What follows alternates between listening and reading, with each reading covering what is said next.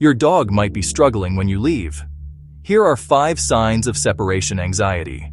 Sign 1. Excessive barking or howling. It can start the moment you leave. They're calling you back. Sign 2. Pacing or restlessness. They can't settle. Their body is stuck in worry. Sign 3. Destructive behavior. Chewing doors, furniture, or shoes. It's stress, not spite.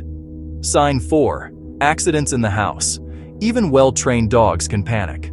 Compassion helps them feel safe. Sign 5. Clinginess before you leave. They follow you everywhere. Reassure them with calm, kind goodbyes. Your dog doesn't hate being alone. They just love you.